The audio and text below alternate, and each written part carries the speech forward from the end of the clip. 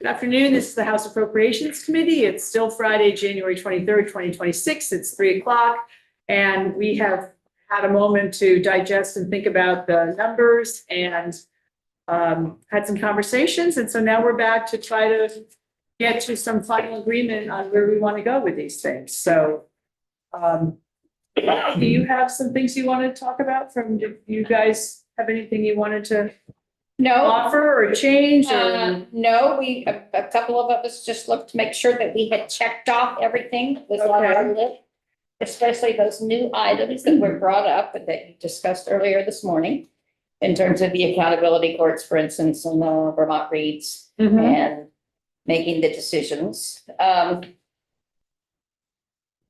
And I think you've been very clever, frankly, in figuring out where to get some money. With very much the help of JFO. With JFO. Never really without JFO. I know, especially this rearrangement of the monies regarding the nursing homes and the ERC1 and the AAAs. I think that using the same amount of money, but shuffling it around a little bit makes sense. And I appreciate doing that without pulling in more money, because I do think we need to be very careful, very conservative on this BAA, because we don't know what's coming on the full budget.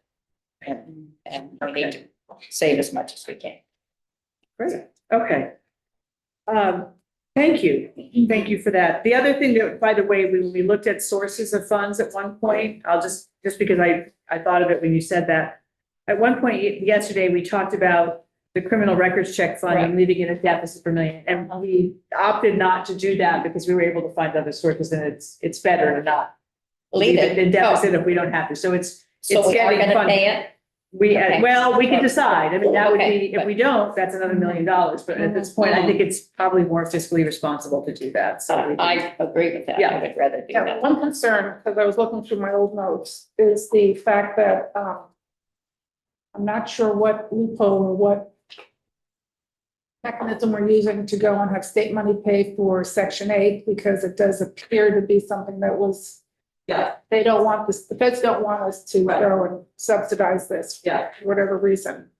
And I'm just concerned about that. Not that it's not a good idea to do it, but I'm just looking at the kinds of things that we are facing from the federal government.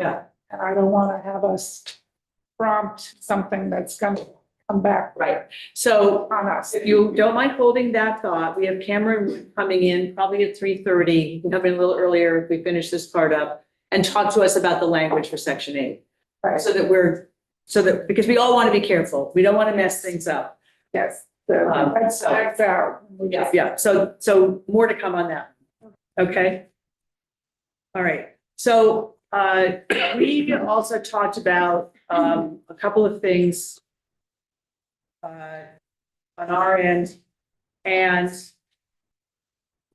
because there was money on the bottom line from what we were doing, we liked the idea that Mike Nigro proposed, which was to use the 18,000,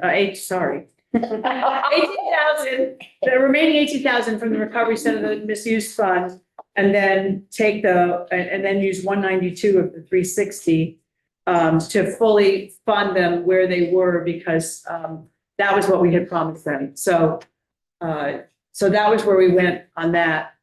We thought we would like to do that, and the original amount was So originally they asked for 1.6 million. They were given 800,000, and then they were shorted 420. So we put into individually. The total was a short of 420 over what they were told they thought they were going to receive from Department of Health, from the fund. And then remember, we had them come in and they had done it as if the methodology was not the same and all of these. But they weren't shorted. They got the 800,000 as a group. Yes, but individuals were absolutely shorted, and some had more than they had requested or needed. So anyway, so the thought was to make those other ones whole, and that's what getting to the full 420 makes them whole. And so the thought would be to use that. And Trevor, did you have your hand up? Yeah, I did. I just wanted to offer my support for this increase, for bringing that funding up to the level that we wanted to use. Based on my experience with my portfolio of criminal justice, particularly DOC, recovery centers, Turning Point have been heavily involved the last couple of years in the correctional facilities. And we've expanded that program across all the facilities. It started with one particular facility, it's now expanded. It's extremely successful. And to the extent that we can make sure that these organizations are fully funded, I think it's really important. I fully support it. What will that do to us in 27? Nothing. I mean, I know it will actually, but wondering about perception about what they might expect in 27. Every year it's I don't know, I mean, I've seen a little bit about that, the needs and, the needs will always exceed lower income. But I think that this was not their mistake. This was I understand state that. government's mistake, and I guess I agree with Mike that this is, and with Trevor, that we should make good on this as best we can. And fortunately, between substance use prevention money and what is left on the bottom line, we can do that. Yeah. Because we really can't afford to lose individual members of that constellation. Yeah. It's a reasonable comment.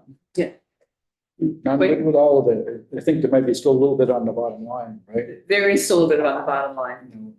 Might consider the food bank, but Yeah, I think so. In fact, we talked about the food bank. What if we added 150 to the food bank and made it 400? And there's still a little bit left on the bottom line after that. We aren't. We aren't. We're leaving $18,000. Oh. And you know who's gonna scoop it up? The Senate.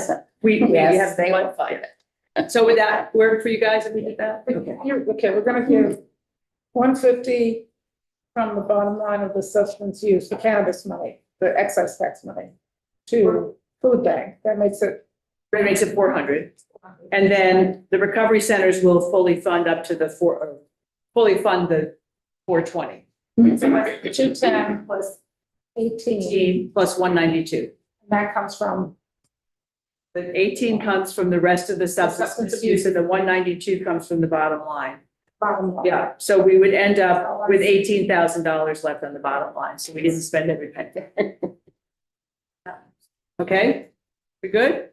Well, we could use that for copying expenses. I think we're gonna quit what we're at. We're gonna do this and make. Does JFO have what they need? Can Grady go write language and do stuff about all this? $425 total for recovery centers, 200 using the entire balance of. 228 for 228 from the. plus 192. Yep.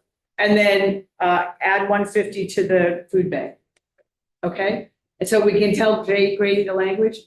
So if we can get Cameron in here now, and then you all can do what you need to do. And if Grady has any other language he wants, did we talk about, I think we agreed on that. I just wanted to make sure, because do we need language for that? The agencies on aging and I think, sounds like we agreed on that too. Yes, I think I agreed on Yeah, that. okay, so we agreed on that as well. Yeah. Yep. Okey doke. So, so I think you guys have your marching orders on a bunch of stuff now. And we'll get Cameron to come in. Is there anybody else we have to hear from on any of the other languages? I think that's it. Except for whatever Brady's language is for this. Okay. Did you hear from Cameron? I had told him 3:30. I know. That's fine, I haven't heard from him yet. Okay, so if we can promise to sit in our seats, let's go